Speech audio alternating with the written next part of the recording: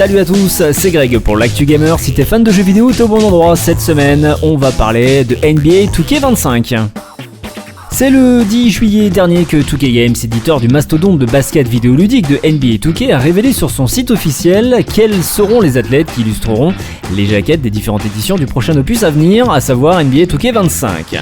Les fans de parquet ciré pourront respectivement découvrir Jason Tatum, 5 fois NBA All-Star, allié des Boston Celtics et champion NBA en titre sur la couverture de l'édition standard du jeu.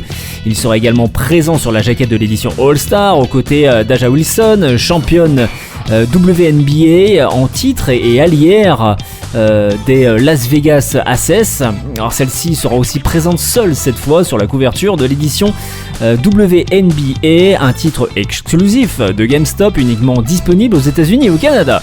Vince Carter, intronisé au Naismith Memorial Basketball Hall of Fame en 2024, 8 fois All-Star, 2 fois membre de l'équipe All-NBA et légende du concours de dunk de la fédération, figurera quant à lui sur la jaquette de l'édition Hall of Fame. Parallèlement à cette annonce, 2K a également confirmé que la version PC de NBA 2K25 serait identique aux déclinaisons console, embarquant ainsi le mode The City, zone de type MMO où les joueurs peuvent se rassembler et remplir des quêtes à plusieurs. La seule différence notable sera le multijoueur crossplay absent de la version PC du titre et ne leur permettant ainsi pas d'affronter les joueurs PlayStation ou encore Xbox Series.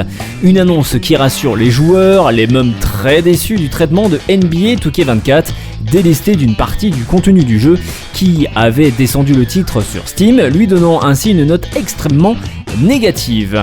NBA 2K25 est attendu pour le 6 septembre prochain sur PC, Xbox Series X et S, Xbox One, PlayStation 5 ou encore même PlayStation 4 et Nintendo Switch.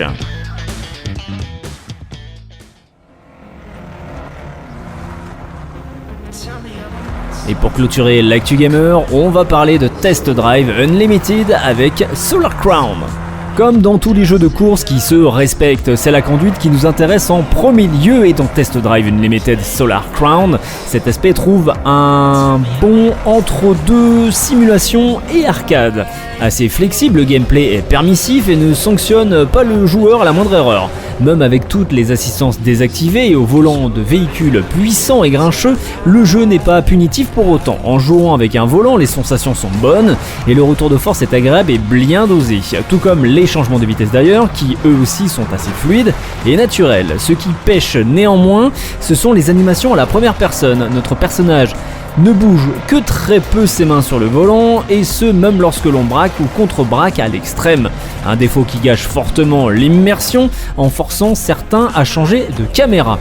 Autre point important d'ailleurs dans ce jeu, les différents modèles de voitures dans le jeu sont tout à fait réussis. La démo sur laquelle j'ai pu tester ce jeu me permettait d'en apercevoir plus d'une et à chaque fois les silhouettes et leur reproduction se voulaient fidèles à l'original. Des véhicules précieux qui plus est car le système presque RPG du titre nous pousse à s'attacher à nos bolides. Lorsqu'une nouvelle voiture est obtenue, il faudra rouler avec pendant des heures pour l'améliorer au maximum avant de passer sur une autre. Une progression agréable qui force vraiment à s'investir si l'on veut augmenter les chevaux sous le capot. Et enfin, le jeu est développé par le studio français KT Racing, édité par Nikon, déjà disponible en précommande au prix de 49,99€, le prix d'un jeu classique. Le titre est prévu pour le 12 septembre prochain sur PC, sur PS5 et Xbox Series X et S.